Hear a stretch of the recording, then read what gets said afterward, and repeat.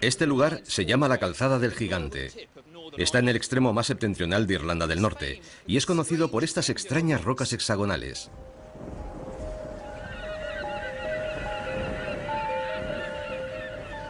Hay más de 40.000 amontonadas en este pequeño pedazo de costa. Lo que las hace tan especiales es que son todas tan regulares y simples que a primera vista no encajan en este accidentado entorno natural.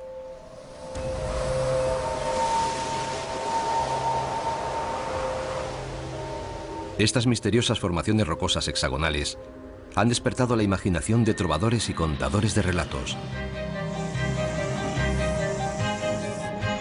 Pero su rara belleza es solo el principio de la historia, porque estas rocas son la prueba de que detrás de la naturaleza hay una fuerza geométrica oculta que la impregna y le sirve de sustento.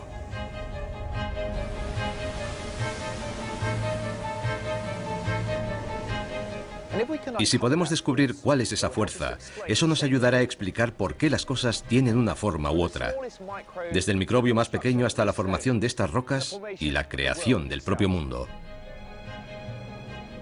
Como matemático me siento fascinado por los números y las formas que veo a mi alrededor.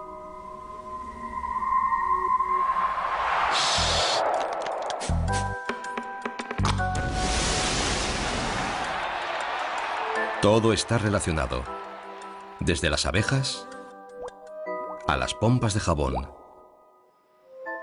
desde los trabajos manuales de nuestros ancestros hasta la imaginación de los grandes artistas actuales.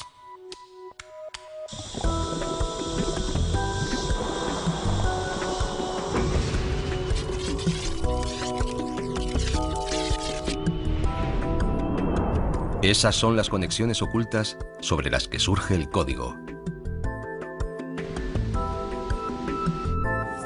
Un mundo de números abstracto y enigmático que nos ha proporcionado la descripción más detallada de nuestro mundo que jamás hayamos conocido.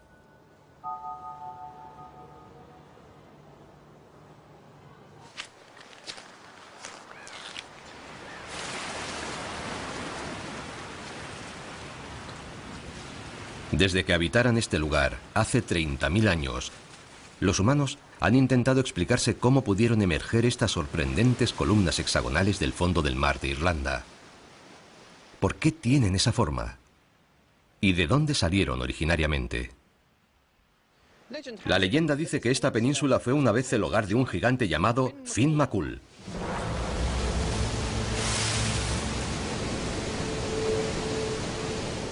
Un día el gigante tuvo una discusión con otro gigante llamado Benandoner, que vivía a 80 millas al otro lado del mar, en Escocia.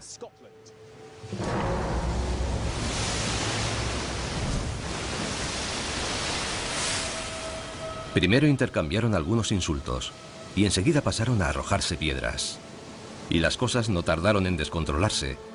Benandoner clamaba que si pudiera nadar bien, enseguida vendría a ajustarle las cuentas a Finn.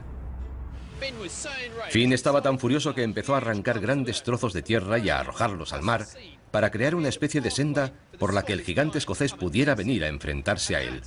Y ahí es donde estoy yo ahora, sobre el trabajo artesano de un gigante.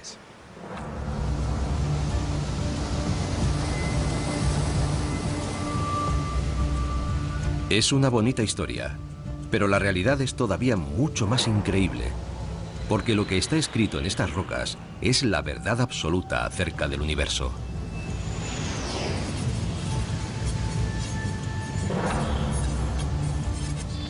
Una verdad que está igualmente escrita en todo el mundo natural.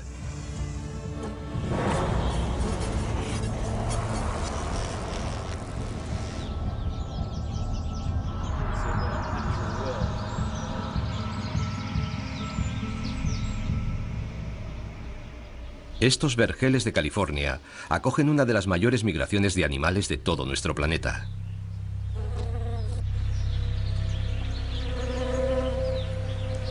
Cada primavera, millones de abejas son transportadas hasta aquí para que ayuden en la polinización de los almendros.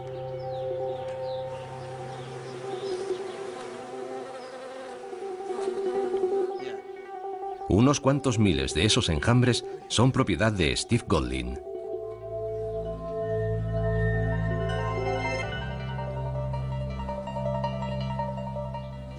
Yo lo abro y tú echas el humo. Vale. Un poco más. Muy bien. Está muy duro. Y debo tener cuidado. Porque tengo que sacarlo, pero sin matar a la reina. Procuramos no matar a ninguna de ellas, pero aún menos a la reina. Si matas a la reina, te has cargado el enjambre. Es una de las maravillas del mundo natural. Es precioso. Los panales son una de las maravillas de la ingeniería de la naturaleza. Está lleno de miel.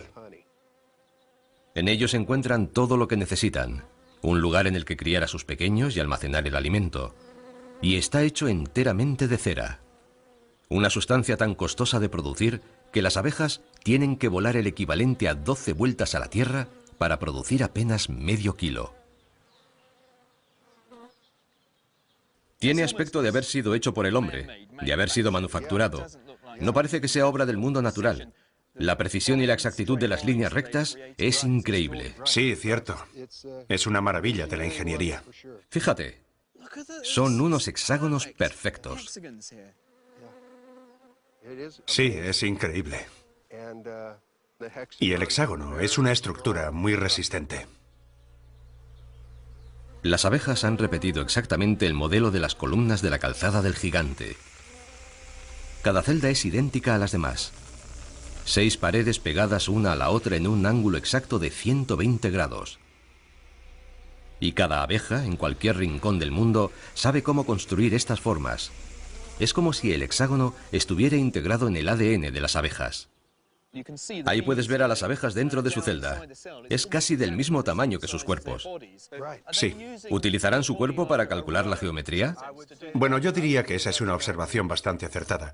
Conozco alguna otra clase de abejas que tienen el cuerpo más pequeño y el tamaño de las celdas de sus panales es más pequeño. ¿Y los hexágonos? ¿Por qué hacen hexágonos en lugar de alguna otra figura irregular? Los han hecho desde hace miles y miles de años. Nacieron para hacerlos. Lo saben por instinto, saben que esa es la forma que debe tener su casa.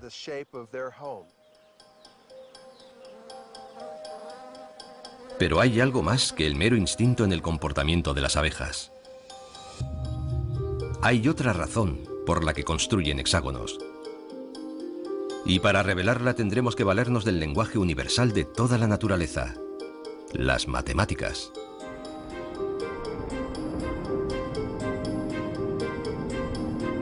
La necesidad básica de las abejas es almacenar la mayor cantidad posible de miel utilizando la menor cantidad posible de la preciosa cera.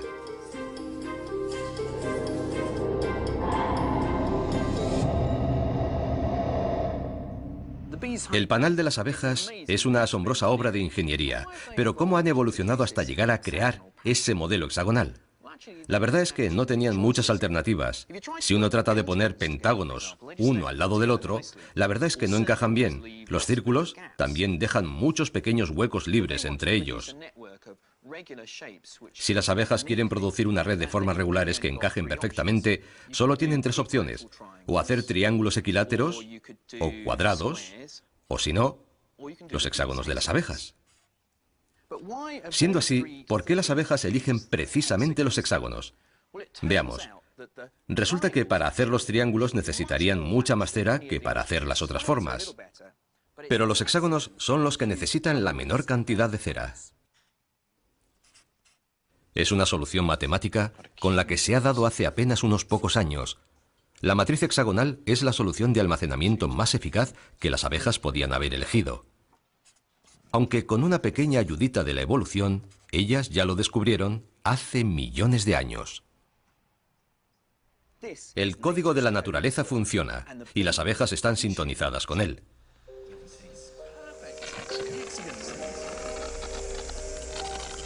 No resulta difícil comprobar por qué la eficiencia es tan importante para las abejas.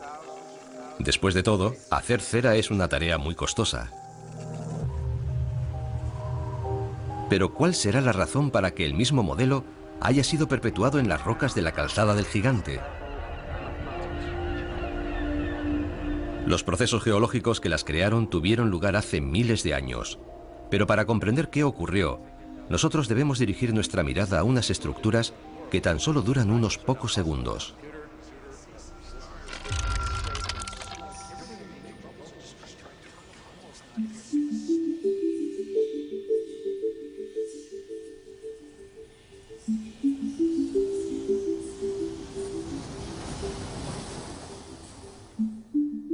El jabón resulta ser todavía más fino que la longitud de onda de la luz. Es unas 20.000 veces más delgado que un pelo humano. Casi no existe. Quizá la cosa más fina que jamás hayas tenido ante tus ojos y que te haya proporcionado información sea una pompa de jabón. Tom Noddy es uno de los exponentes más destacados del arte de las pompas.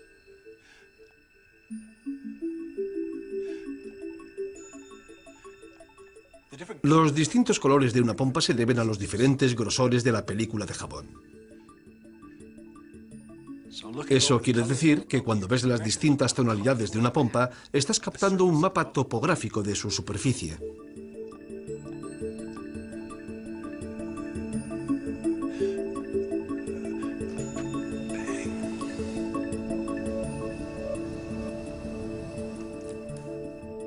En la naturaleza todo es de la misma manera. Las pompas también tratan de economizar, de ser lo más pequeñas posible. Pero en su caso, además es que lo consiguen perfectamente. Una sola pompa lanzada al aire es siempre una esfera. A primera vista parece obvio que la pompa tenga que ser redonda. Pero, ¿qué hay de especial en una esfera?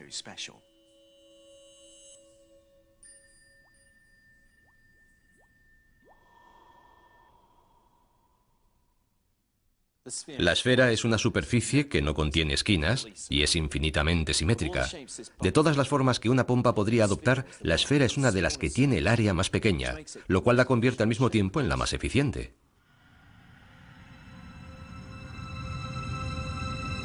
Y como a la naturaleza le gusta utilizar sus recursos eficientemente, hallaremos esferas allá donde dirijamos la mirada. La Tierra es redonda, porque la gravedad atrae a la masa del planeta y la acumula formando una bola alrededor de su núcleo. El agua crea pequeñas gotas esféricas. Su forma minimiza la cantidad de tensión superficial necesaria para mantener la gota unida. Y el mismo diseño esférico permite que formas de vida animales simples, como este plancton volvox, se desenvuelvan perfectamente en su medio. Pero no todo tiene forma esférica. Y puesto que las pompas son tan finas y flexibles, las podemos usar para crear otras formas. Una sola burbuja en el aire siempre recrea una esfera. Pero si dos de ellas se ponen en contacto, pueden ahorrar material compartiendo una pared común. Y eso es lo que hacen. Si pueden ahorrarse área superficial aprovechándose de su entorno, inmediatamente se adaptan. Entonces, si tenemos una pompa, la esfera es la forma más eficaz. Pero si añadimos más pompas, entonces la geometría cambia. En nuestro ejemplo tenemos 4 pompas y podemos ver que se tocan en un punto. Pero si añadimos otra forma en medio, no obtenemos una pompa esférica, sino un pequeño tetraedro. Tiene 4 caras, pero no son lisas, son partes de una esfera. Pero cada vez intentan adoptar la forma más eficiente para adaptarse unas a otras. Así que ahora que tenemos 6 pompas, podemos ver que en el medio ha aparecido un pequeño cubo. Las leyes de la naturaleza funcionan. El universo está siempre adoptando la solución más eficiente que pueda adoptar. Y si las hacemos estallar, las pompas vuelven a modificar su forma, hasta que volvemos a quedarnos con una esfera. No tiene otra alternativa. Lo increíble es que las soluciones posibles son casi siempre figuras geométricas puras. Eso es un dodecaedro. Es fantástico. Y son pentágonos casi perfectos, ¿verdad? Es sorprendente. Apenas sí sobresalen un poquito. Eso es, sí. Entonces 12 pompas crean 12 caras. Y la forma más económica que pueden adoptar, con el mínimo consumo de energía, es un dodecaedro. Las pompas de jabón nos revelan algo fundamental acerca de la naturaleza, que es perezosa. Siempre trata de encontrar la forma más eficiente, la que necesita consumir menos energía y menos espacio. Y al parecer se rige por principios inalterables para encontrar esas soluciones económicas.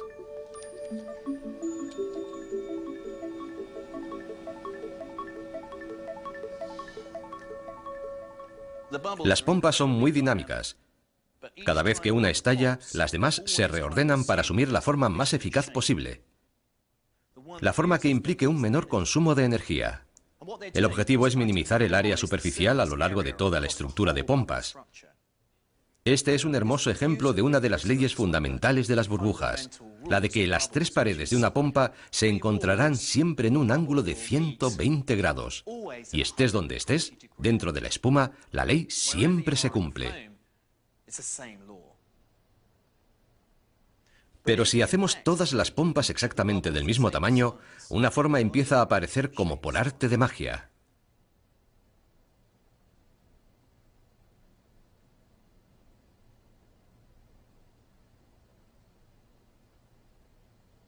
El hexágono. Y cuando tienes un montón de hexágonos unos al lado de otros, el modelo que aparece espontáneamente es el perfil familiar de un ordenado panal de miel. De modo que cuando nos encontramos con el mismo modelo en el corazón de una colmena, no está haciendo más que repetir una de las reglas geométricas fundamentales del universo.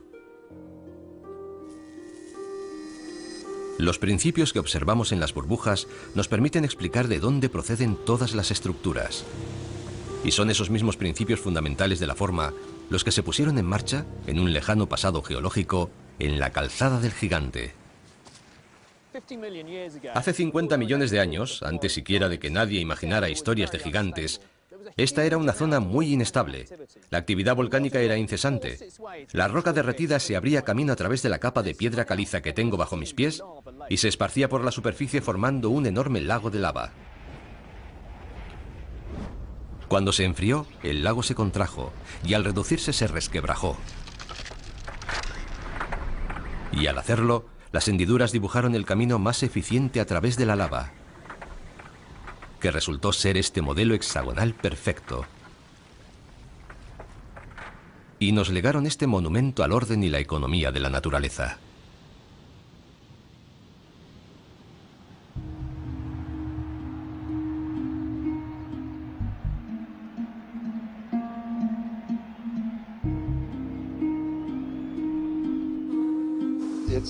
Es una maravilla de la ingeniería.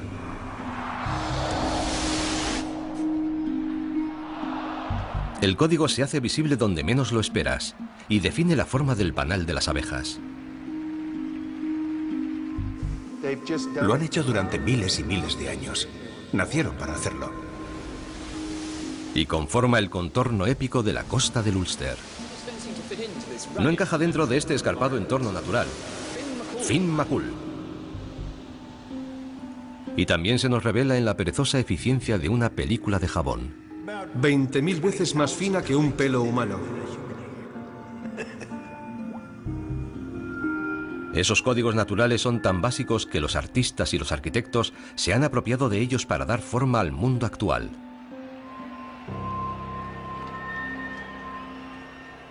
Este es el Estadio Olímpico de Múnich, construido en 1972. Fue el escenario de una famosa victoria de la selección inglesa. Una victoria excepcional, puesto que ganamos 5-1 a Alemania. Es impresionante. Pero me llama la atención lo poco sólido, lo frágil que parece. Es como si una fuerte racha de viento se lo fuera a llevar. Posee todas las características que cabe esperar en el mundo natural. Es una estructura muy elegante, pero transmite cierta sensación de fragilidad. Parece más una telaraña que una estructura humana.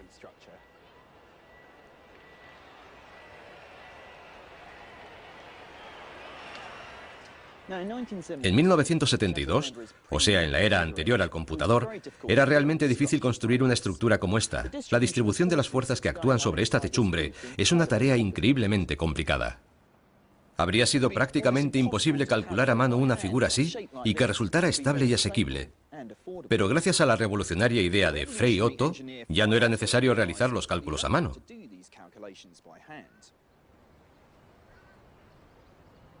Otto investigaba ansioso nuevas formas y figuras que construir. Por eso buscó su inspiración en la naturaleza y en los principios del código.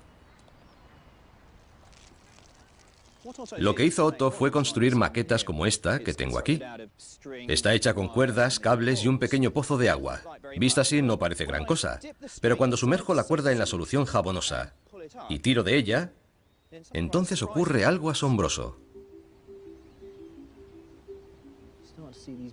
De la película de jabón surgen formas como esta, de estilizada belleza.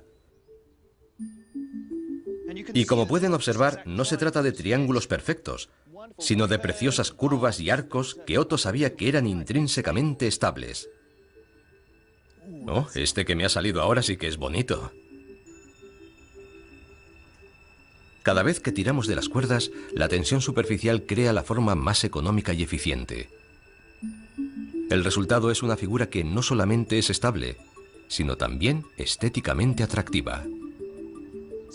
Así consiguió copiar estas formas y crear pequeñas maquetas que posteriormente fueron utilizadas para construir esas innovadoras estructuras que pueden contemplar detrás de mí.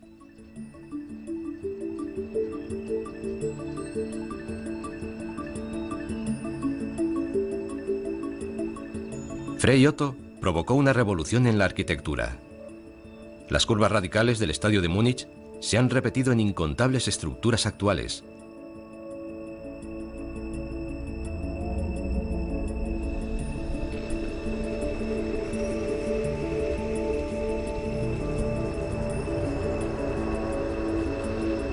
Y a pesar de que Otto diera con la belleza matemática y estética del código en pleno siglo XX, hay evidencias que demuestran que la misma obsesión por las formas se remonta a hace miles de años.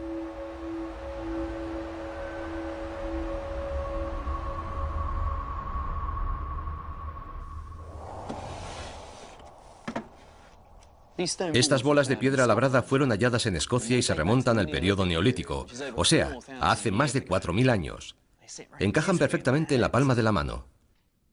Se encontraron cientos de estas piedras, pero no está claro para qué las usaban. Eso sigue siendo un misterio. Pero imaginen cuánto tiempo y trabajo lleva tallar cada una de estas formas. Esta de aquí, por ejemplo, tiene 4 caras, dispuestas de manera armoniosa y simétrica. Esta otra tiene 6 lados, como un cubo. Y como pueden ver, algunas son realmente complejas. Esta tiene, bueno, no sé cuántos nódulos puede tener. Algunas llegan a tener hasta 160 pequeñas semiesferas.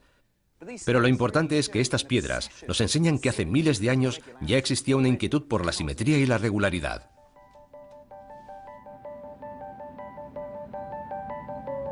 Y esa obsesión por las formas no es privativa de los antiguos escoceses. También la encontramos en otras culturas de otras partes del mundo. Los egipcios tenían sus pirámides. Pero fueron los griegos los primeros que tomaron esa fascinación natural por las formas y la convirtieron en un objeto de estudio. Pensaron que si eran capaces de comprender sus principios, serían capaces de describir el mundo entero. Y le dieron un nombre a aquella nueva idea, un nombre que significaba midiendo la tierra. La llamaron geometría. El pilar principal sobre el que se sustentaba la geometría fue el descubrimiento de 5 figuras perfectas llamadas sólidos platónicos, desde que Platón las considerara las piedras angulares de la naturaleza. Tenemos el tetraedro, con sus 4 caras, el cubo, que tiene 6, el octaedro 8, el dodecaedro 12, y el más complejo de estos cuerpos, el icosaedro, que tiene 20 caras. En la actualidad son más comúnmente conocidos como dados.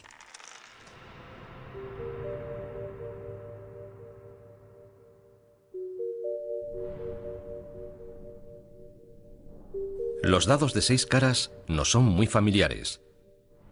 Y sin embargo, estas otras figuras también han sido utilizadas como dados desde hace siglos. Si son apropiadas para llevar a cabo su cometido, es porque son perfectamente regulares. Las caras que los componen son todas iguales. Y sus aristas comunes tienen ángulos idénticos. Eso significa que no hay manera de distinguir el final de uno del de otro, y que tienen las mismas probabilidades de caer sobre cualquiera de sus caras. Pero lo verdaderamente asombroso es que son las únicas 5 figuras de este tipo que pueden existir. Son los únicos sólidos perfectamente simétricos.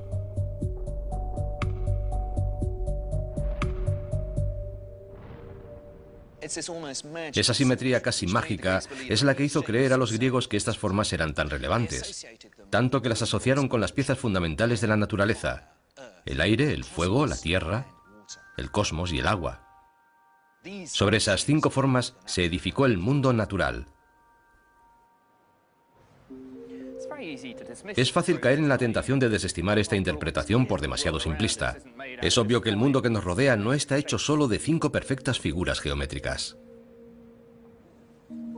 Aún así, quizás debiéramos tener más fe en esa antigua intuición, porque al formular las leyes de la geometría, los griegos habían dado directamente con el código que moldea toda la naturaleza.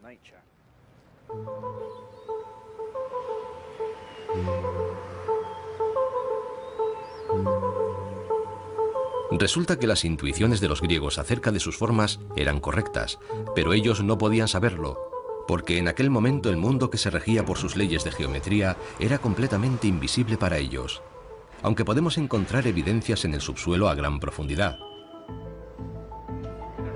Esta es la mina de Potasa Marcus, que se halla en el corazón de lo que fuera la Alemania del Este. Hace mucho tiempo que se dejó la extracción, pero todavía puede uno explorar 5.000 kilómetros de túneles.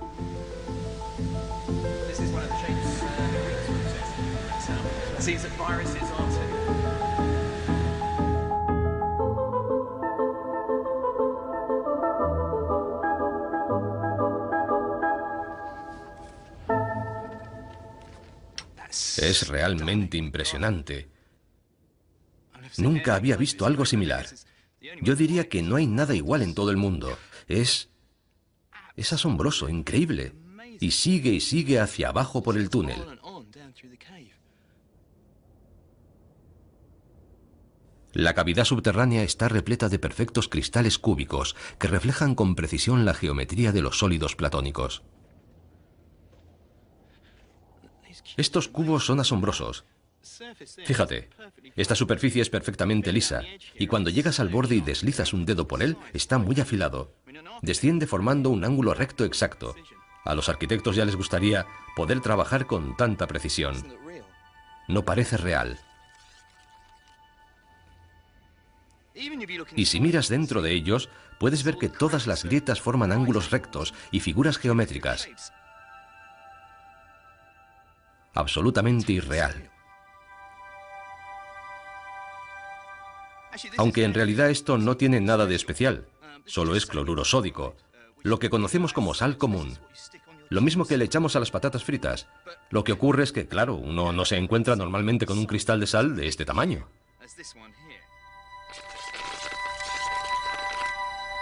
Cómo se formaban estos cristales con semejante precisión fue un absoluto misterio hasta que hace algo más de 100 años se descubrieron los rayos X.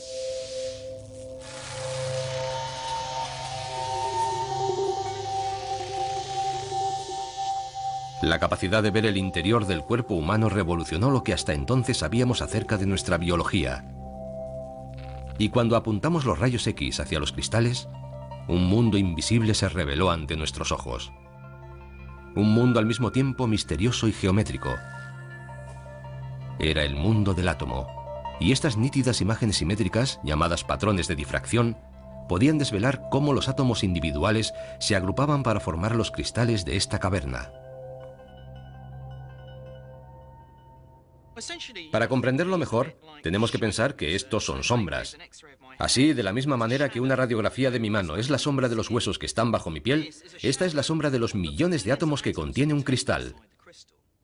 En realidad es un poco más complicado, pero digamos que estas son proyecciones en 2 dimensiones de la estructura tridimensional que está dentro de este cristal. Ahora podemos analizar estos modelos y descubrir con certeza cómo se agrupan los átomos en el interior de la sal.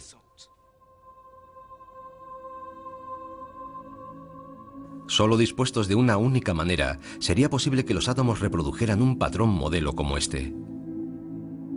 Y como cabía esperar, es, igualmente, en forma de cubo. Esta es una representación de la estructura de la sal. Las bolas de color dorado son los átomos de sodio, y las verdes, los de cloro. Y es esa simetría atómica la que explica por qué nosotros vemos la misma simetría en estos cristales gigantescos. Lo que ocurre es que en lugar de los 3 átomos del modelo, en estos cristales hay millones y millones de átomos de sodio y de cloro agrupándose con rigidez para formar estos cubos perfectos.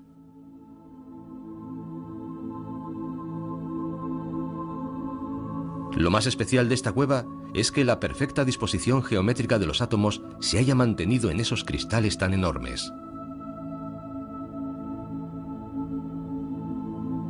Constituyen una ventana abierta a la naturaleza, que nos permite observar cómo las leyes de la geometría rigen desde el nivel más elemental de los átomos.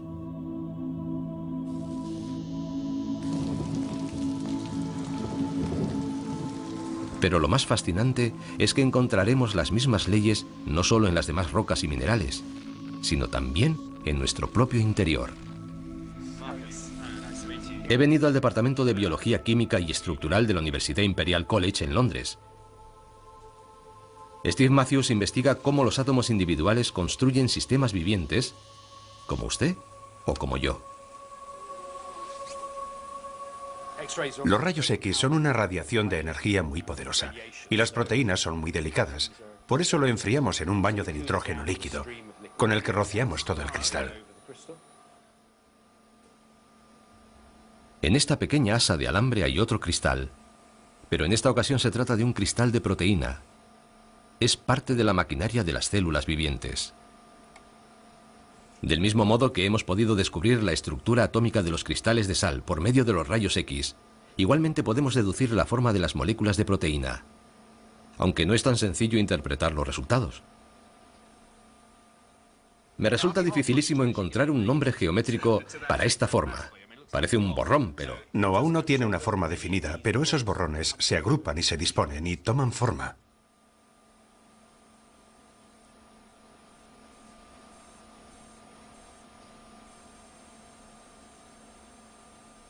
¿Quieres decir que hay una estructura dentro de esa proteína y que es simétrica? Sí, eso es. Vaya, es increíble. Ahora tenemos un cilindro. Es fascinante ver cómo funciona la geometría en el interior de nuestro cuerpo. La evolución ha creado un proceso muy eficaz. La simetría es un procedimiento muy eficaz para construir estructuras de este tipo. Así que mediante un proceso evolutivo la biología ha descubierto que Sí, antes que nosotros. la geometría le facilita las mejores formas. Sí, pero si lo que queremos es encontrar simetría, será mejor que echemos una ojeada a un virus. Esto es... Eso es un icosaedro. Sí, es un icosaedro. Es una de las formas que obsesionaban a los griegos, y parece que también a los virus. Es verdad. Me llama la atención el hecho de que en el mundo físico uno espera que los cristales de sal sean simétricos, pero todos pensamos que el mundo biológico es mucho más caótico, y sin embargo no es así. Es hermoso.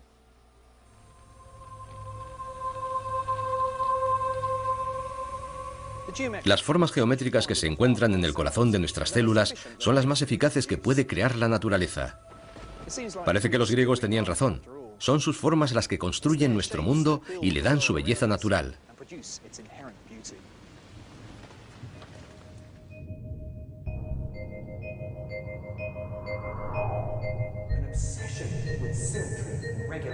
Una obsesión por la simetría y la regularidad.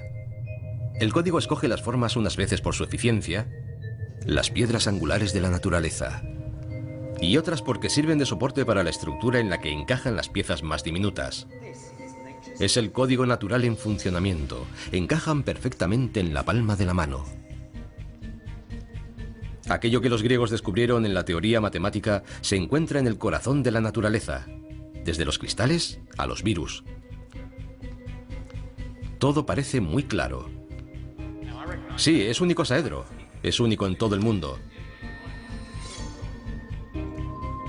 Pero en nuestro mundo no solo existen las formas geométricas perfectas. De hecho, parece aleatorio y desordenado.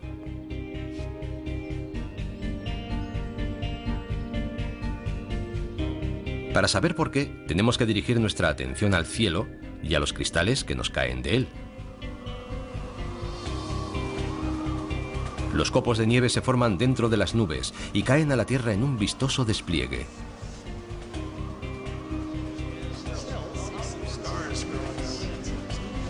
Y si hay algo que todos sabemos de los copos de nieve es que son perfectamente simétricos.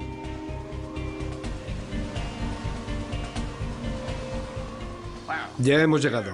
Este es el laboratorio de nieve. El físico Kenneth Liebrecht ha creado un laboratorio en el que crea y fotografía esos cristales perfectos.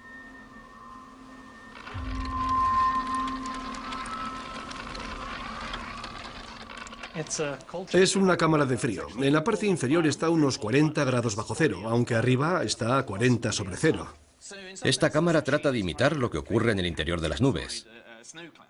En cierto sentido, sí, así es. No es especialmente difícil crear cristales de hielo. Basta con tener frío y agua. Dentro de las gélidas condiciones de la cámara, deberíamos ser capaces de apreciar la geometría característica del mundo surgiendo delante de nuestros propios ojos, cuando los cristales empiezan a formarse.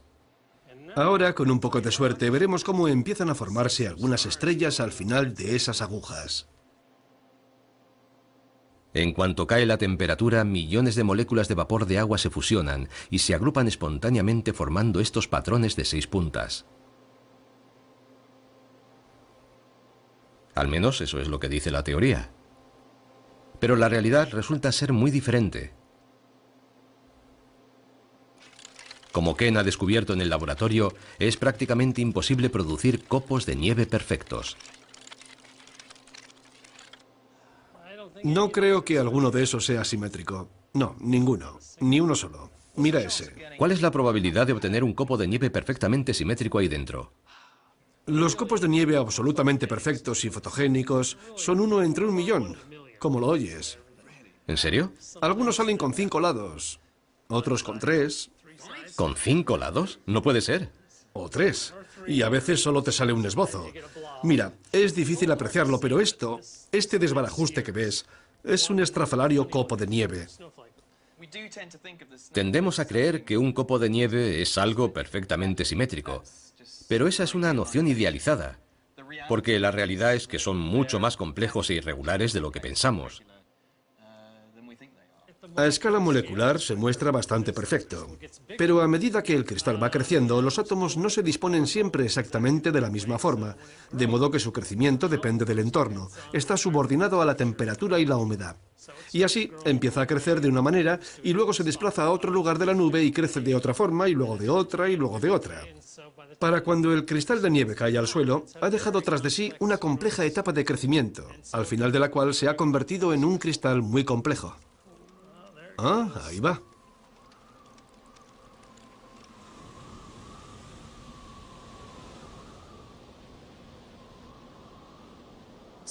Al parecer, este es el límite con el que nos topamos cuando intentamos describir el mundo por medio de la geometría simple.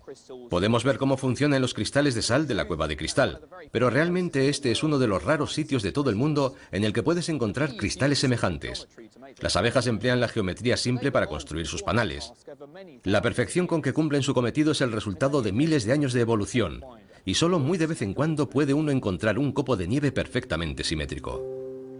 Porque a pesar de que al nivel de los átomos todo se forme con pulcritud geométrica, ese mismo orden subyacente se desmorona ante el embate de las fuerzas que compiten en nuestro caótico mundo.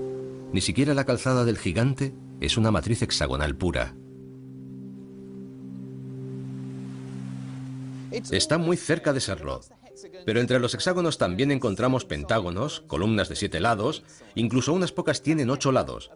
Una red tan grande de hexágonos perfectos entrelazados simplemente no existe. Es evidente que el mundo no se forma solo a partir de formas geométricas simples.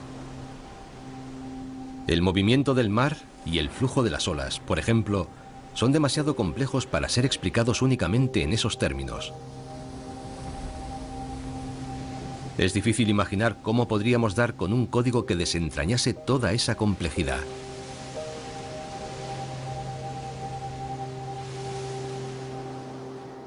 Pero ¿y si el caos de la naturaleza obedeciera a unos patrones concretos? Unos patrones de los que no somos conscientes, pero que asumimos a un nivel subconsciente.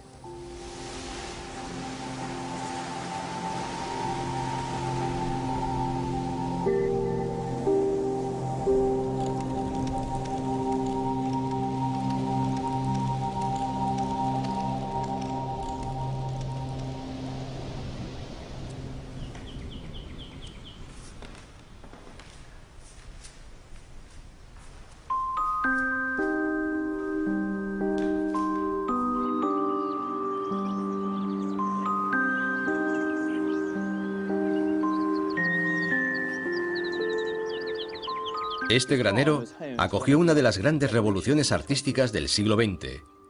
El pintor que se refugió en este lugar se sentía desilusionado con las técnicas pictóricas convencionales. Tanto fue así que dejó de pintar y empezó a salpicar.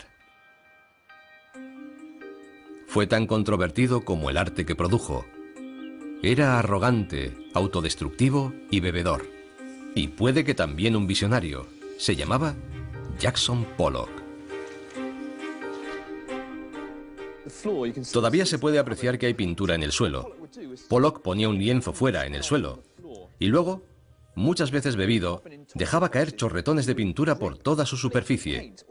Y una semana tras otra añadía más y más capas, y más colores.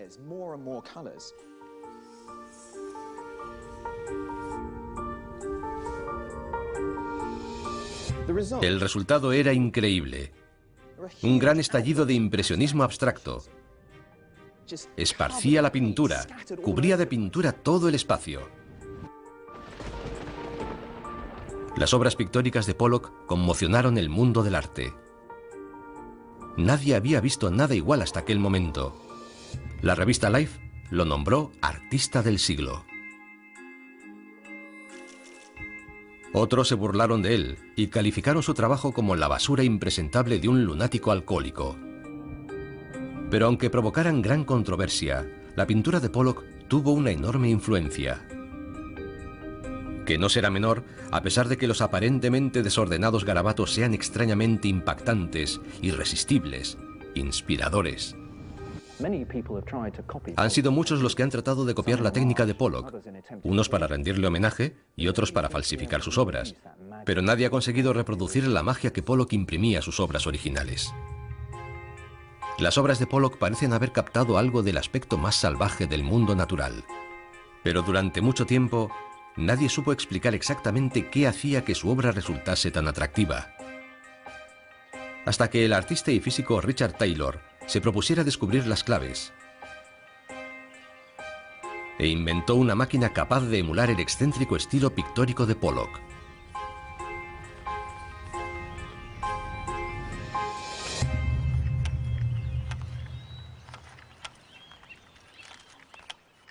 Todo se basa en este aparato al que llamamos el poloquizador.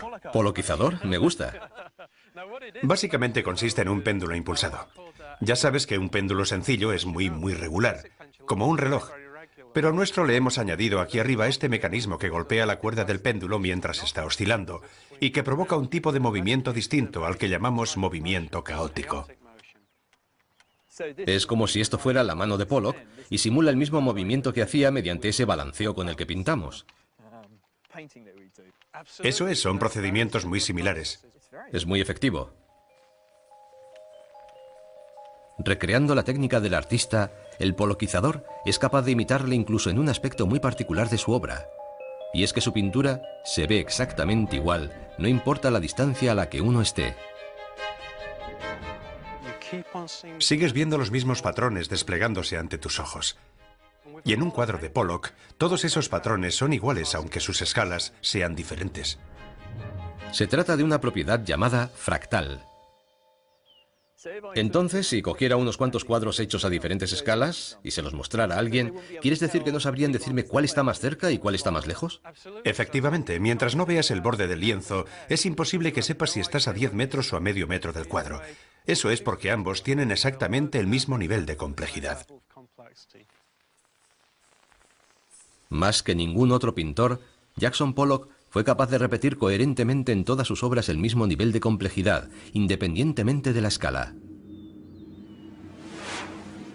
Es la cualidad fractal de su obra, porque aunque sea abstracta, refleja la realidad del mundo que nos rodea. Cuando empezamos a analizar los patrones ocultos en su pintura, entonces nos topamos con ese maravilloso descubrimiento. Detrás de todo lo que se ve subyace el nivel de la estructura matemática.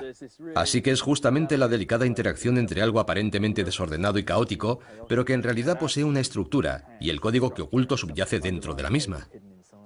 Exacto. Y no solo se puede observar en sus pinturas, sino en cualquier otra cosa. Como en un árbol, por ejemplo.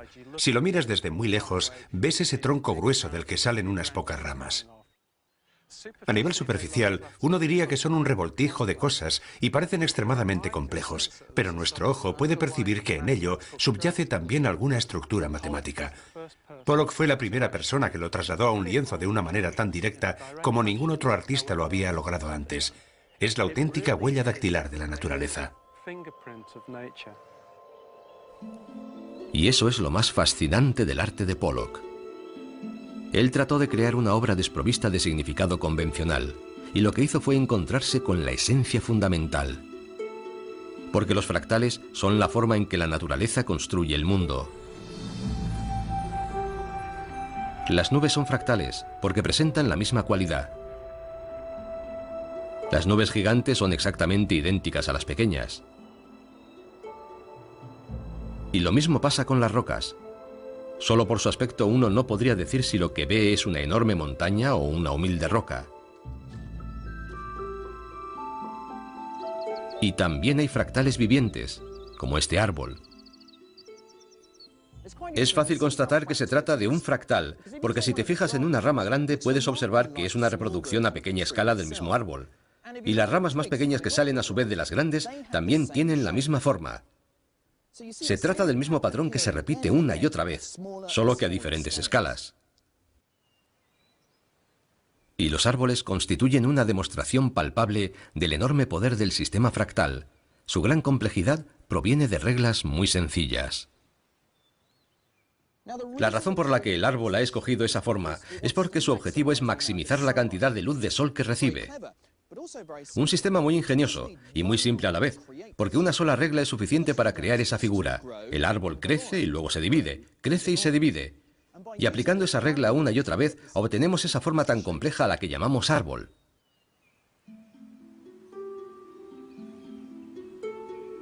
El mismo patrón se reproduce a sí mismo repetidamente a una escala cada vez menor.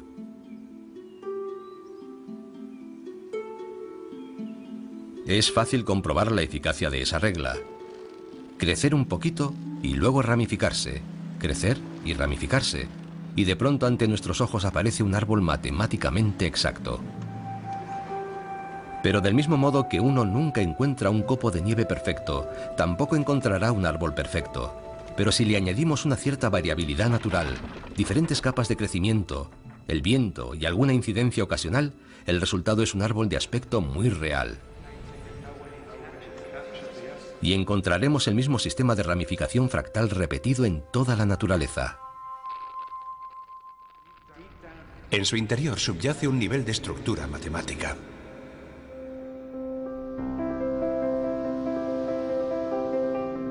La idea de que los patrones de la naturaleza son esencialmente fractales fue formulada por primera vez en los años 70 por el matemático francés Benoît Mandelbrot.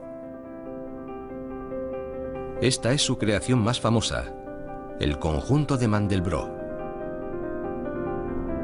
Su sistema de círculos y espirales se repite infinitamente a escalas cada vez más pequeñas.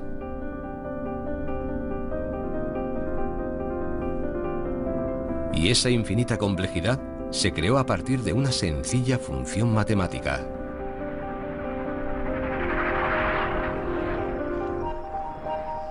El salto cuántico de Mandelbrot fue sugerir que los mismos códigos matemáticos simples pudieran describir no solo los árboles, sino también muchas de las aparentemente aleatorias formas que abundan en el mundo natural. Y la demostración más palpable de esa creencia nos viene dada no por la naturaleza ni por las matemáticas, sino por la imaginación.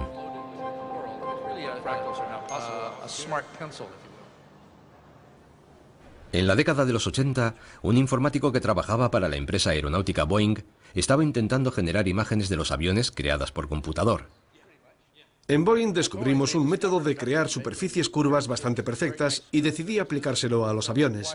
En las imágenes de la publicidad de Boeing aparecían montañas en segundo plano detrás de los aviones y yo quería poner montes detrás de mi avión, pero no tenía ni conocimientos suficientes de matemáticas ni la más remota idea de cómo hacerlo. Así que lo que querías era algo que, independientemente de lo lejos o cerca que estuvieras, tuviera un aspecto natural, ¿no es así? Sí, eso es. Quería que parecieran reales, que pareciera que uno podía desplazarse por ellas con su cámara de fotos. Aún no existía un algoritmo que lo hiciese, así que yo me puse a inventarlo, a desarrollar un algoritmo que reprodujese las imágenes de las montañas. En aquella época, crear un cilindro virtual ya era una tarea casi imposible. Así que recrear de manera realista el perfil recortado y aleatorio de una cadena montañosa parecía imposible. Pero Loren tuvo una idea inspirada. Coincidió que el libro de Mandelbrot se publicó en aquel momento. Traía ilustraciones de lo que las matemáticas de fractales eran capaces de generar y me dije, si encuentro la manera de implementar esas matemáticas en mi ordenador, ya está, podré crear imágenes de las montañas. Loren se puso a trabajar para dar con la forma de coger las teorías de Mandelbrot sobre el mundo real y aplicarlas en la creación de mundos virtuales. Esta es una sencilla película que hice en 1980. El paisaje lo construí yo, a mano, utilizando unos 100 grandes triángulos. Ya, pero no parece muy natural. No, es demasiado piramidal. Pero si cogemos cada uno de esos grandes triángulos y los dividimos en triángulos más pequeños, hasta el punto en que ya los triángulos apenas son perceptibles,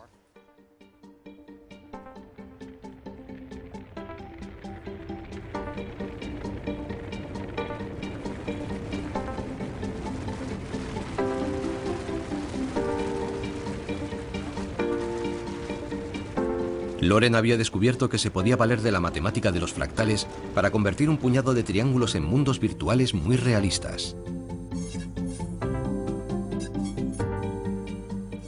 ponemos en marcha el proceso fractal e instantáneamente cobra un aspecto natural. De unos 100 triángulos pasamos a 5 millones. Y ya está.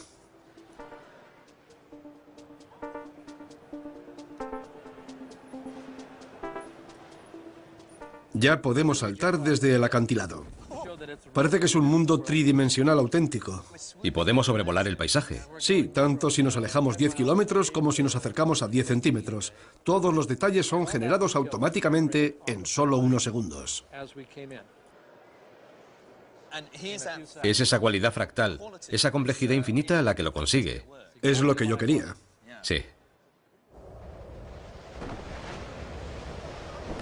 Bajo los estándares actuales, esta animación puede que no sea muy buena. Pero en los años 80 nadie había imaginado algo así. Si hubieras tenido que hacerlo a mano, cuadro a cuadro, te habría llevado 100 años. un siglo. ¿Y cuánto tiempo te llevó generar esto? Unos 15 minutos por cuadro, en un ordenador más lento que mi teléfono móvil. Ese cortometraje cambió para siempre el mundo de la animación y revolucionó Hollywood. Loren se animó a cofundar Pixar, uno de los estudios más exitosos del mundo. Cars, Monsters y por supuesto Toys deben su existencia al código, un imperio construido sobre el poder de los fractales.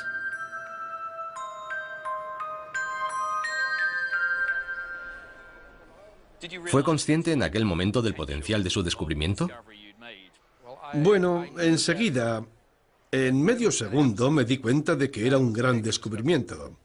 Todas las películas que había visto, todos los efectos especiales, esto superaba todo lo anterior.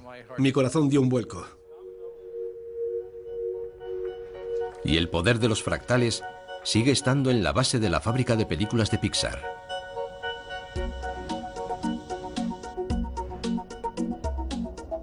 Utilizan la regla de la repetición y la autosemejanza para crear peñas, nubes y bosques. En verdad, el realismo y la complejidad de esos mundos virtuales solo es posible gracias a las matemáticas.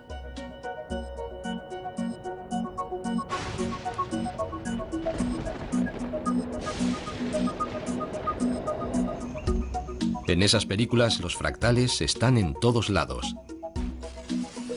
Generan la textura de las rocas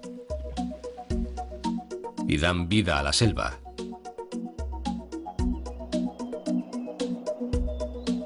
Que esos mundos imaginarios sean tan realistas es la muestra del poder que tienen las matemáticas para describir la complejidad de la naturaleza. Son la evidencia de que hemos divisado el código que gobierna la forma del mundo.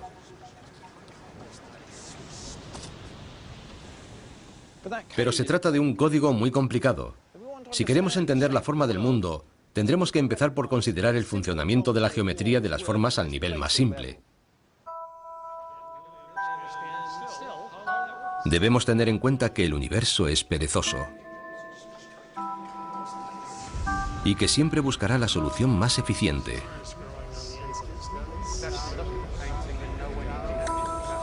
Y que al nivel de los átomos, el mundo está estructurado según rígidas leyes geométricas, que fueron formuladas por primera vez por los antiguos griegos hace miles de años.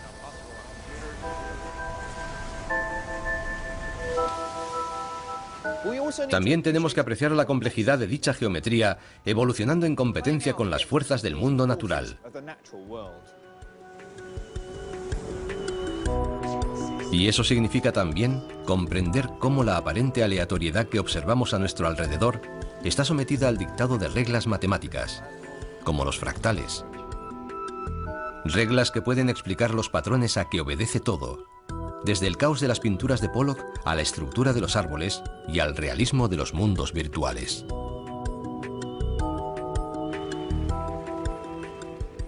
Esa es precisamente la belleza del código. Por muy complejo que nos parezca nuestro mundo, el código nos ofrece una razón, una explicación primaria de por qué las cosas parecen y se comportan de una determinada manera.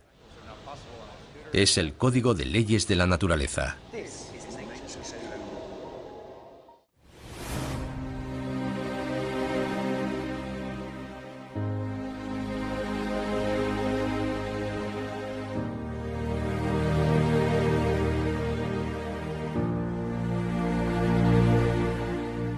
Detrás de los aviones, y yo quería poner montes detrás de mi avión, pero no tenía ni conocimientos suficientes de matemáticas ni la más remota idea de cómo hacerlo. Así que lo que querías era algo que, independientemente de lo lejos o cerca que estuvieras, tuviera un aspecto natural, ¿no es así?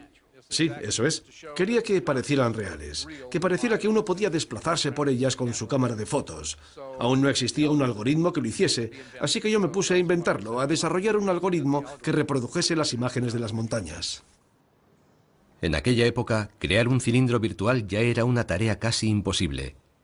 Así que recrear de manera realista el perfil recortado y aleatorio de una cadena montañosa parecía imposible. Pero Loren tuvo una idea inspirada. Coincidió que el libro de Mandelbrot se publicó en aquel momento. Traía ilustraciones de lo que las matemáticas de fractales eran capaces de generar y me dije, si encuentro la manera de implementar esas matemáticas en mi ordenador, ya está, podré crear imágenes de las montañas. Loren se puso a trabajar para dar con la forma de coger las teorías de Mandelbrot sobre el mundo real y aplicarlas en la creación de mundos virtuales. Esta es una sencilla película que hice en 1980. El paisaje lo construí yo a mano, utilizando unos 100 grandes triángulos. Ya, pero no parece muy natural. No, es demasiado piramidal. Pero si cogemos cada uno de esos grandes triángulos y los dividimos en triángulos más pequeños, hasta el punto en que ya los triángulos apenas son perceptibles,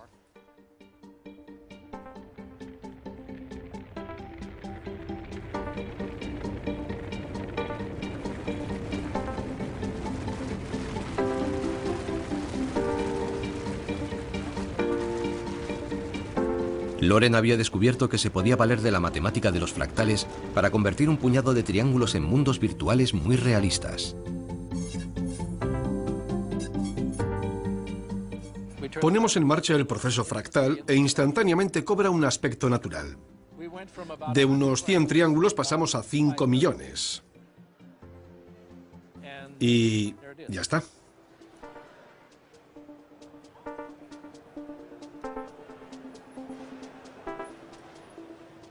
Ya podemos saltar desde el acantilado. Parece que es un mundo tridimensional auténtico.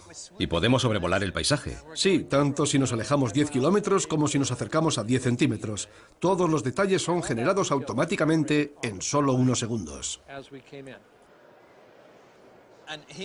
Es esa cualidad fractal, esa complejidad infinita la que lo consigue.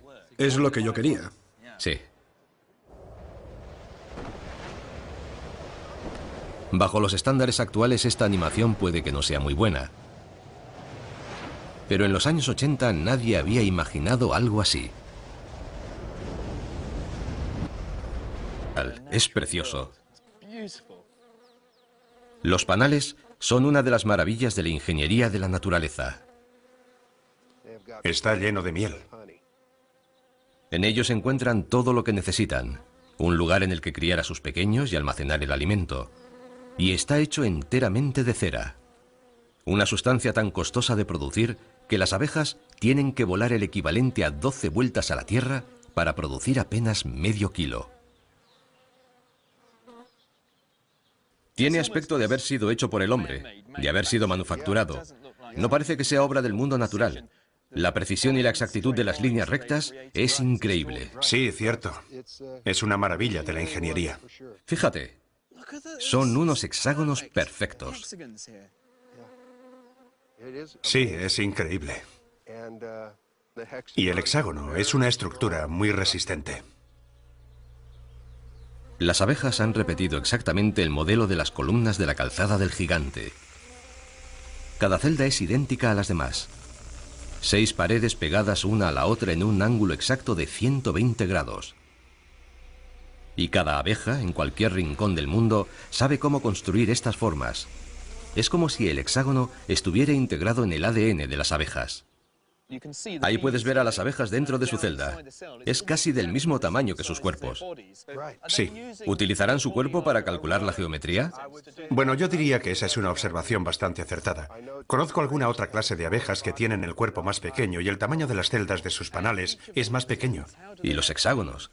¿Por qué hacen hexágonos en lugar de alguna otra figura irregular? Los han hecho desde hace miles y miles de años. Nacieron para hacerlos. Lo saben por instinto, saben que esa es la forma que debe tener su casa.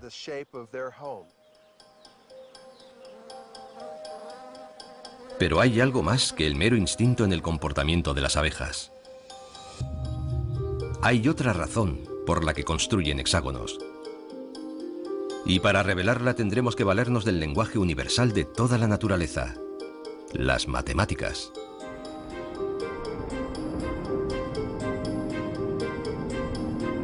La necesidad básica de las abejas es almacenar la mayor cantidad posible de miel utilizando la menor cantidad posible de la preciosa cera.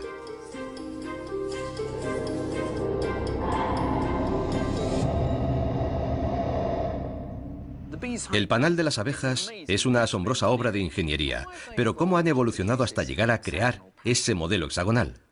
La verdad es que no tenían muchas alternativas. Si uno trata de poner pentágonos uno al lado del otro, la verdad es que no encajan bien. Los círculos también dejan muchos pequeños huecos libres entre ellos. Si las abejas quieren producir una red de formas regulares que...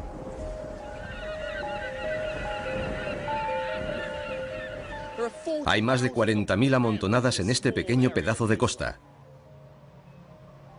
Lo que las hace tan especiales es que son todas tan regulares y simples que a primera vista no encajan en este accidentado entorno natural.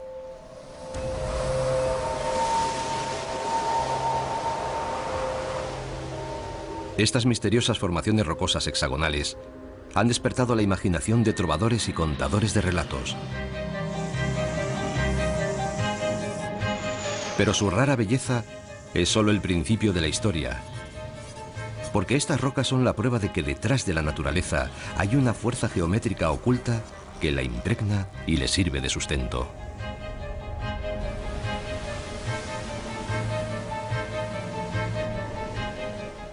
Y si podemos descubrir cuál es esa fuerza, eso nos ayudará a explicar por qué las cosas tienen una forma u otra, desde el microbio más pequeño hasta la formación de estas rocas y la creación del propio mundo. Como matemático me siento fascinado por los números y las formas que veo a mi alrededor.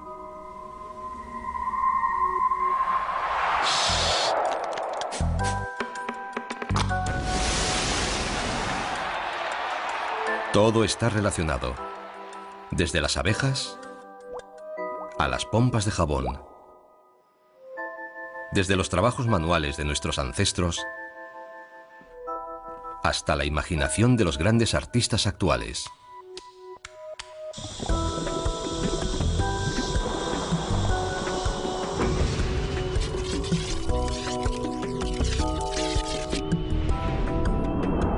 Esas son las conexiones ocultas sobre las que surge el código. Un mundo de números abstracto y enigmático que nos ha proporcionado la descripción más detallada de nuestro mundo que jamás hayamos conocido.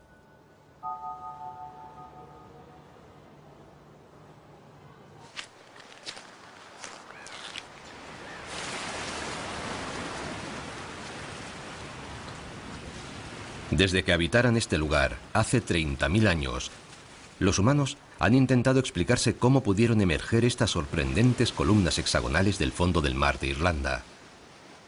¿Por qué tienen esa forma? ¿Y de dónde salieron originariamente? La leyenda dice que esta península fue una vez el hogar de un gigante llamado Finn McCool.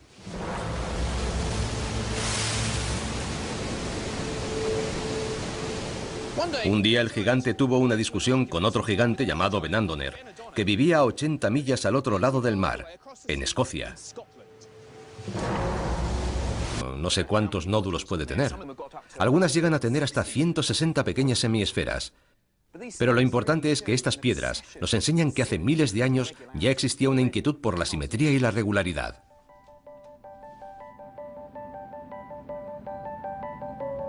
Y esa obsesión por las formas no es privativa de los antiguos escoceses. También la encontramos en otras culturas de otras partes del mundo. Los egipcios tenían sus pirámides. Pero fueron los griegos los primeros que tomaron esa fascinación natural por las formas y la convirtieron en un objeto de estudio. Pensaron que si eran capaces de comprender sus principios, serían capaces de describir el mundo entero.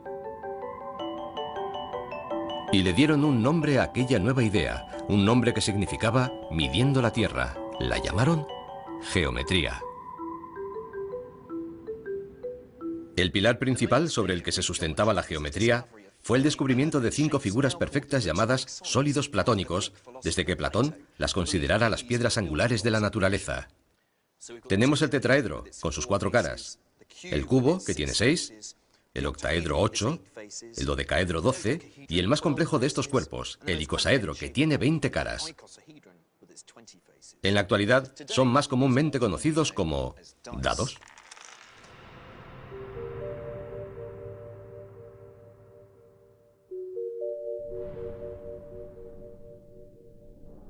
Los dados de 6 caras no son muy familiares.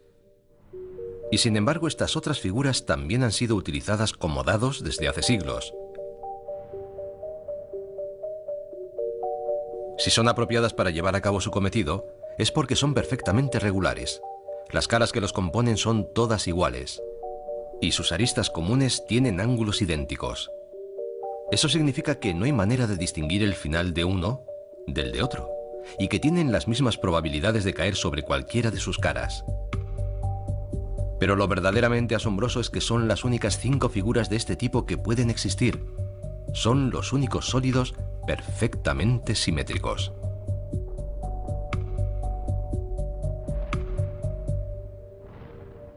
Esa simetría casi mágica es la que hizo creer a los griegos que estas formas eran tan relevantes, tanto que las asociaron con las piezas fundamentales de la naturaleza: el aire, el fuego, la tierra, el cosmos y el agua. Sobre esas 5 formas se edificó el mundo natural. Es fácil caer en la tentación de desestimar esta interpretación por demasiado simplista. Es obvio que el mundo que nos rodea no está hecho solo de 5 perfectas figuras geométricas. Aún así, quizás debiéramos tener más fe en esa antigua intuición, porque al momento traía ilustraciones de lo que las matemáticas de fractales eran capaces de generar y me dije: si encuentro la manera de implementar esas matemáticas en mi ordenador, ya está, podré crear imágenes de las montañas. Loren se puso a trabajar para dar con la forma de coger las teorías de Mandelbrot sobre el mundo real y aplicarlas en la creación de mundos virtuales. Esta es una sencilla película que hice en 1980. El paisaje lo construí yo a mano, utilizando unos 100 grandes triángulos. Ya, pero no parece muy natural. No, es demasiado piramidal. Pero si cogemos cada uno de esos grandes triángulos y los dividimos en triángulos más pequeños, hasta el punto en que ya los triángulos apenas son perceptibles,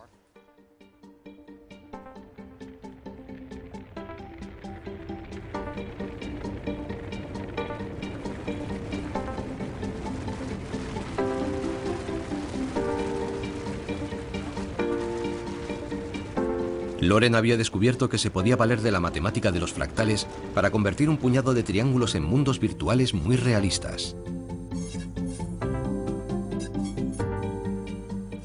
ponemos en marcha el proceso fractal e instantáneamente cobra un aspecto natural. De unos 100 triángulos pasamos a 5 millones. Y ya está.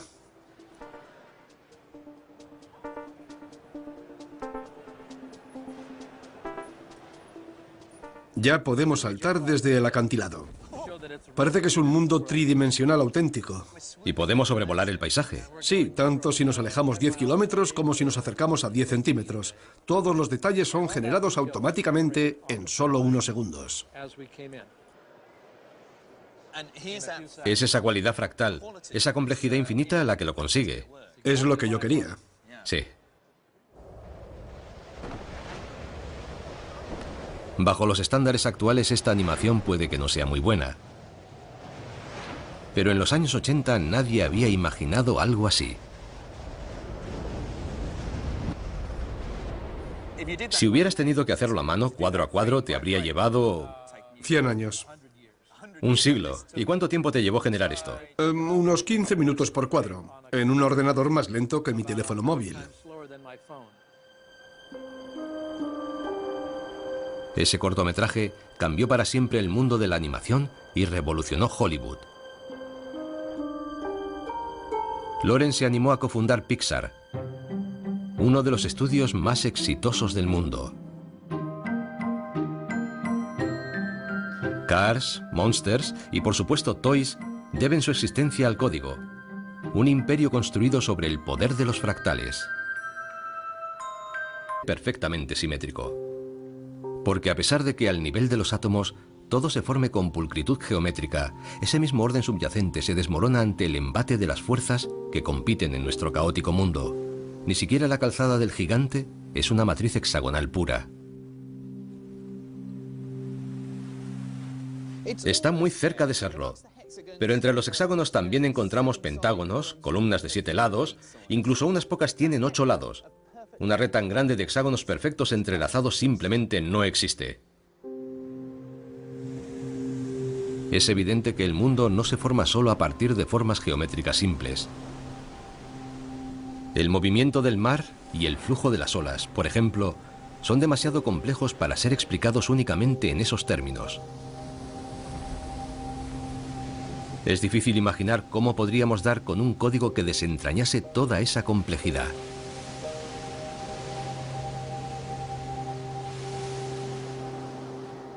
Pero ¿y si el caos de la naturaleza obedeciera a unos patrones concretos? Unos patrones de los que no somos conscientes, pero que asumimos a un nivel subconsciente.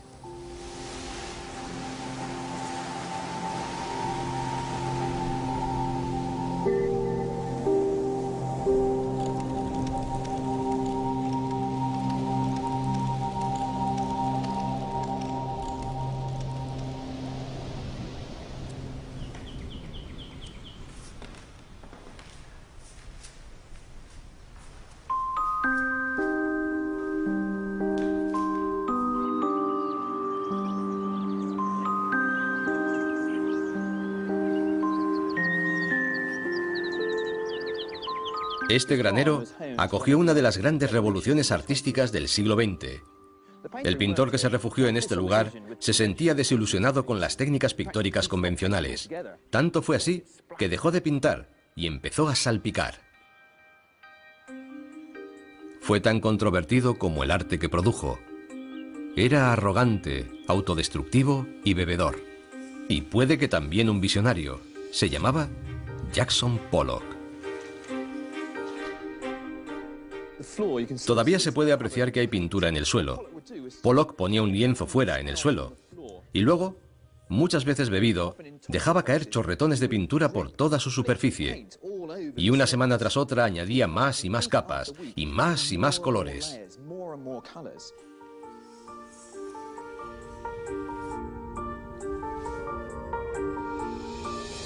El resultado era increíble. Un gran estallido de impresionismo abstracto. Esparcía la pintura, cubría de pintura todo el espacio. Y el poder de los fractales sigue estando en la base de la fábrica de películas de Pixar.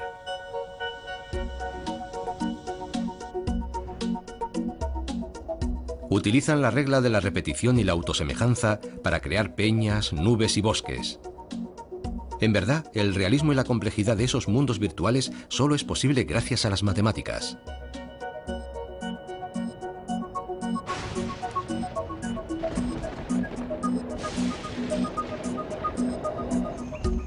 En esas películas, los fractales están en todos lados.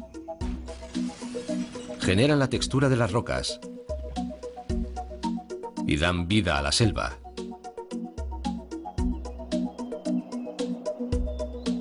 Que esos mundos imaginarios sean tan realistas es la muestra del poder que tienen las matemáticas para describir la complejidad de la naturaleza. Son la evidencia de que hemos divisado el código que gobierna la forma del mundo.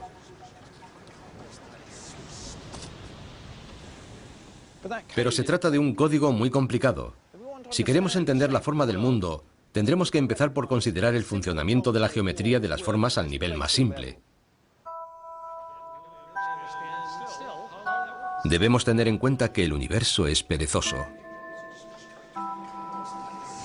y que siempre buscará la solución más eficiente.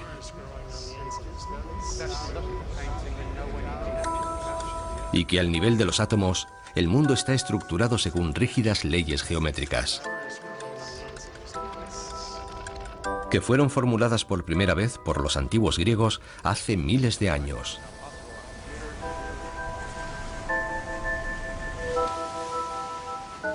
También tenemos que apreciar la complejidad de dicha geometría evolucionando en competencia con las fuerzas del mundo natural. Y eso significa también comprender cómo la aparente aleatoriedad que observamos a nuestro alrededor está sometida al dictado de reglas matemáticas, como los fractales. Reglas que pueden explicar los patrones a que obedece todo, desde el caos de las pinturas de Pollock a la estructura de los árboles y al realismo de los mundos virtuales.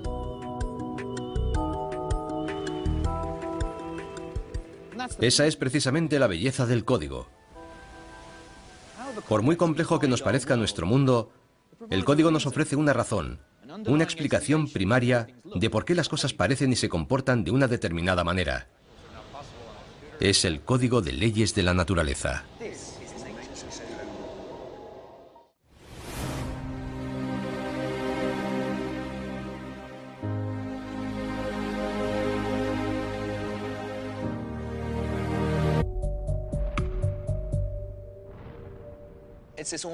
Esa simetría casi mágica es la que hizo creer a los griegos que estas formas eran tan relevantes, tanto que las asociaron con las piezas fundamentales de la naturaleza: el aire, el fuego, la tierra, el cosmos y el agua.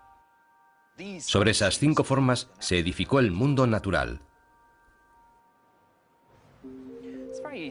Es fácil caer en la tentación de desestimar esta interpretación por demasiado simplista. Es obvio que el mundo que nos rodea no está hecho solo de 5 perfectas figuras geométricas. Aún así, quizás debiéramos tener más fe en esa antigua intuición, porque al formular las leyes de la geometría, los griegos habían dado directamente con el código que moldea toda la naturaleza.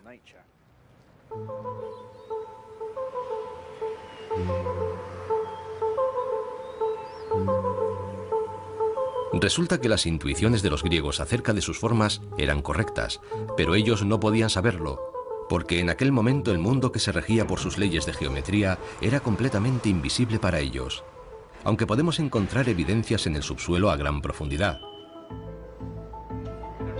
Esta es la mina de Potasa Marcus, que se halla en el corazón de lo que fuera la Alemania del Este. Hace mucho tiempo que se dejó la extracción, pero todavía puede uno explorar 5.000 kilómetros de túneles.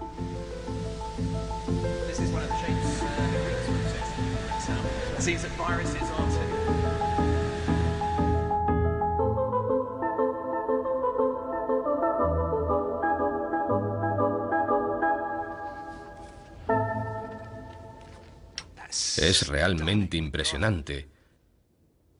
Nunca había visto algo similar. Yo diría que no hay nada igual en todo el mundo. Es asombroso, increíble. Y sigue hacia abajo por el túnel.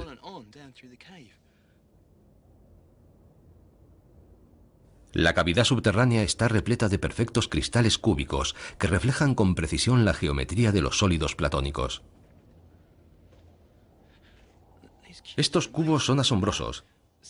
Fíjate, esta superficie es perfectamente lisa, y cuando llegas al borde y deslizas un dedo por él, está muy afilado. Desciende formando un ángulo recto exacto. A los arquitectos ya les gustaría poder trabajar con tanta precisión. No parece real. Y si miras dentro de ellos, puedes ver que todas las grietas forman ángulos rectos y figuras geométricas. Absolutamente irreal. Aunque en realidad esto no tiene nada de especial, solo es cloruro sódico, lo que conocemos como sal común. Lo mismo que le echamos a las patatas fritas. Lo que ocurre es porque estas rocas son la prueba de que detrás de la naturaleza hay una fuerza geométrica oculta que la impregna y le sirve de sustento.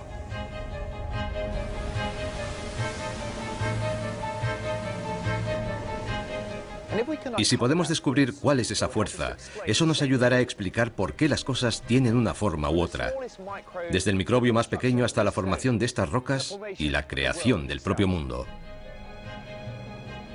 Como matemático me siento fascinado por los números y las formas que veo a mi alrededor.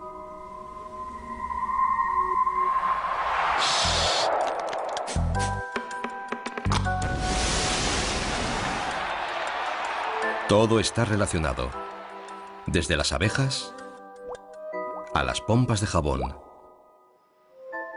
desde los trabajos manuales de nuestros ancestros hasta la imaginación de los grandes artistas actuales.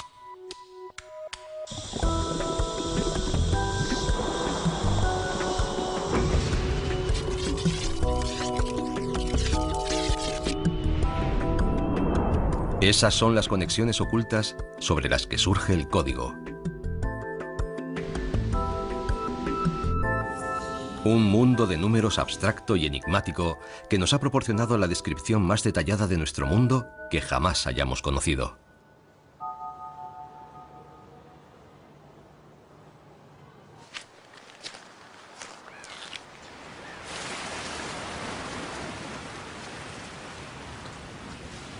Desde que habitaran este lugar, hace 30.000 años, los humanos han intentado explicarse cómo pudieron emerger estas sorprendentes columnas hexagonales del fondo del mar de Irlanda. ¿Por qué tienen esa forma? ¿Y de dónde salieron originariamente? La leyenda dice que esta península fue una vez el hogar de un gigante llamado Finn McCool.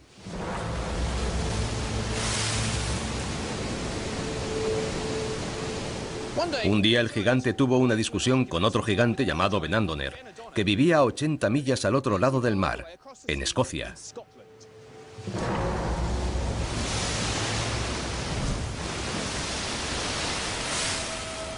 Primero intercambiaron algunos insultos y enseguida pasaron a arrojarse piedras. Y las cosas no tardaron en descontrolarse. Benandoner clamaba que si pudiera nadar bien, enseguida vendría a ajustarle las cuentas a Finn. Finn estaba tan furioso que empezó a arrancar grandes trozos de tierra y a arrojarlos al mar para crear una especie de senda por la que el gigante escocés pudiera venir a enfrentarse a él. Y ahí es donde estoy yo ahora, sobre el trabajo artesano de un gigante.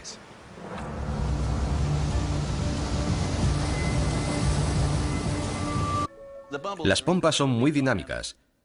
Cada vez que una estalla, las demás se reordenan para asumir la forma más eficaz posible.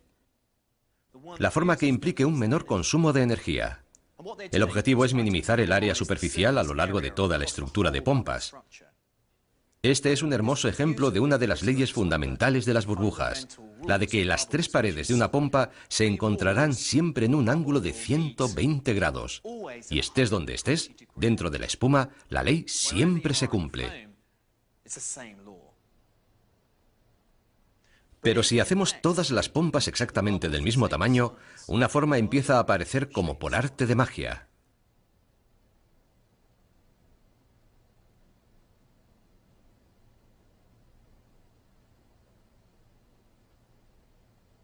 El hexágono. Y cuando tienes un montón de hexágonos unos al lado de otros, el modelo que aparece espontáneamente es el perfil familiar de un ordenado panal de miel. De modo que cuando nos encontramos con el mismo modelo en el corazón de una colmena, no está haciendo más que repetir una de las reglas geométricas fundamentales del universo. Los principios que observamos en las burbujas nos permiten explicar de dónde proceden todas las estructuras. Y son esos mismos principios fundamentales de la forma los que se pusieron en marcha en un lejano pasado geológico en la Calzada del Gigante. Hace 50 millones de años, antes siquiera de que nadie imaginara historias de gigantes, esta era una zona muy inestable. La actividad volcánica era incesante. La roca derretida se abría camino a través de la capa de piedra caliza que tengo bajo mis pies y se esparcía por la superficie formando un enorme lago de lava. Cuando se enfrió, el lago se contrajo y al reducirse se resquebrajó. Y al hacerlo, las hendiduras dibujaron el camino más eficiente a través de la lava, que resultó ser este modelo hexagonal perfecto. Y nos legaron este monumento al orden y la economía de la naturaleza.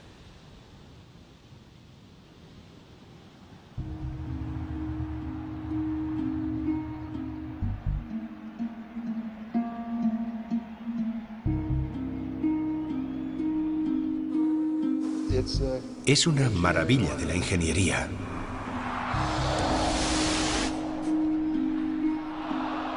El código se hace visible donde menos lo esperas y define la forma del panal de las abejas. Lo han hecho durante miles y miles de años. Nacieron para hacerlo. Y conforma el contorno épico de la costa del Ulster. No en Catos. Pero su rara belleza es solo el principio de la historia. Porque estas rocas son la prueba de que detrás de la naturaleza hay una fuerza geométrica oculta que la impregna y le sirve de sustento.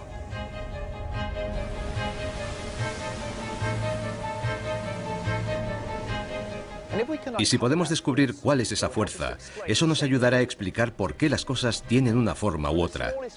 Desde el microbio más pequeño hasta la formación de estas rocas y la creación del propio mundo. Como matemático me siento fascinado por los números y las formas que veo a mi alrededor.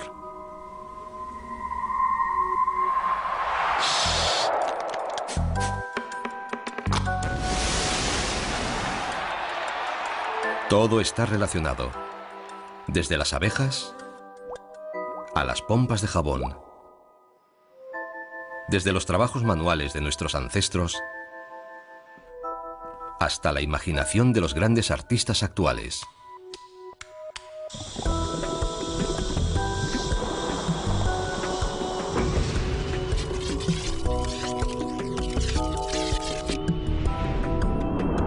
Esas son las conexiones ocultas sobre las que surge el código. Un mundo de números abstracto y enigmático que nos ha proporcionado la descripción más detallada de nuestro mundo que jamás hayamos conocido.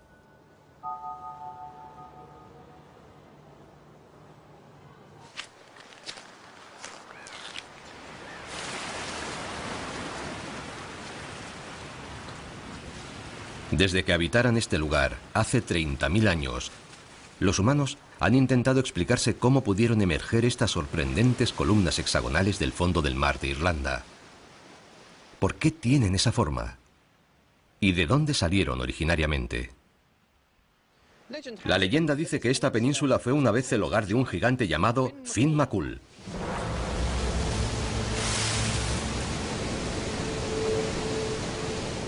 Un día el gigante tuvo una discusión con otro gigante llamado Benandoner, que vivía a 80 millas al otro lado del mar, en Escocia.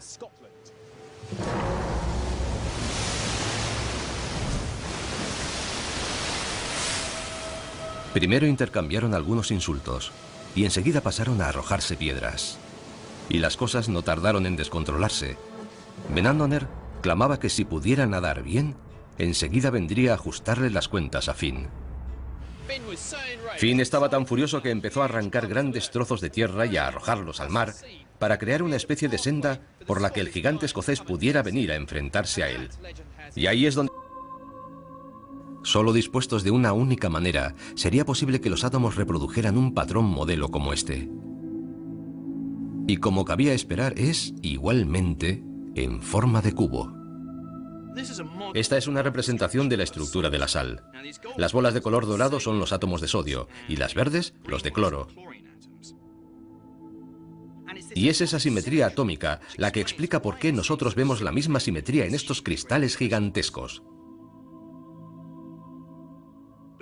Lo que ocurre es que en lugar de los 3 átomos del modelo, en estos cristales hay millones y millones de átomos de sodio y de cloro agrupándose con rigidez para formar estos cubos perfectos.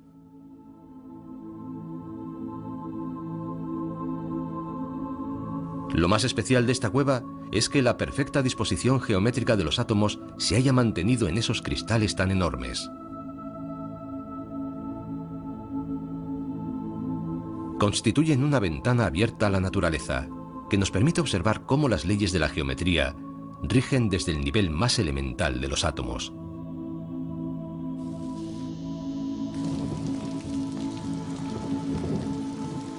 Pero lo más fascinante es que encontraremos las mismas leyes no solo en las demás rocas y minerales, sino también en nuestro propio interior. He venido al Departamento de Biología Química y Estructural de la Universidad Imperial College en Londres. Steve Matthews investiga cómo los átomos individuales construyen sistemas vivientes, como usted o como yo. Los rayos X son una radiación de energía muy poderosa y las proteínas son muy delicadas. Por eso lo enfriamos en un baño de nitrógeno líquido, con el que rociamos todo el cristal.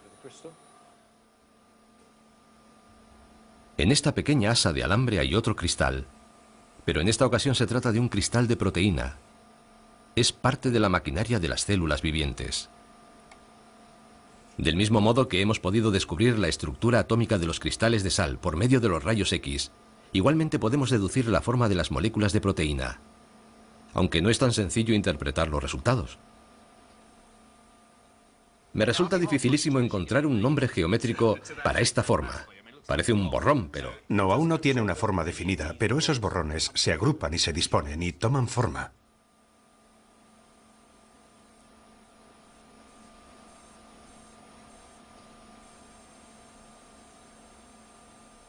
¿Quieres decir que hay una estructura dentro de esa proteína y que es simétrica? Sí, eso es. Vaya, es increíble. Ahora tenemos un cilindro.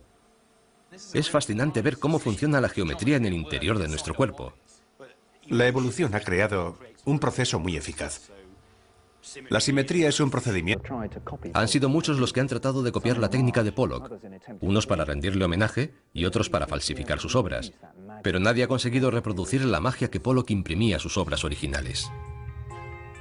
Las obras de Pollock parecen haber captado algo del aspecto más salvaje del mundo natural, pero durante mucho tiempo nadie supo explicar exactamente qué hacía que su obra resultase tan atractiva.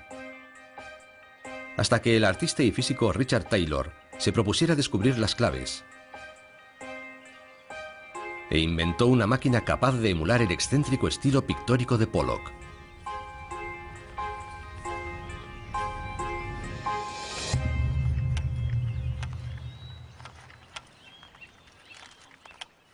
Todo se basa en este aparato al que llamamos el poloquizador. ¿Poloquizador? Me gusta. Básicamente consiste en un péndulo impulsado. Ya sabes que un péndulo sencillo es muy regular, como un reloj. Pero a nuestro le hemos añadido aquí arriba este mecanismo que golpea la cuerda del péndulo mientras está oscilando y que provoca un tipo de movimiento distinto al que llamamos movimiento caótico. Es como si esto fuera la mano de Pollock y simula el mismo movimiento que hacía mediante ese balanceo con el que pintamos. Eso es, son procedimientos muy similares. Es muy efectivo. Recreando la técnica del artista, el poloquizador es capaz de imitarle incluso en un aspecto muy particular de su obra.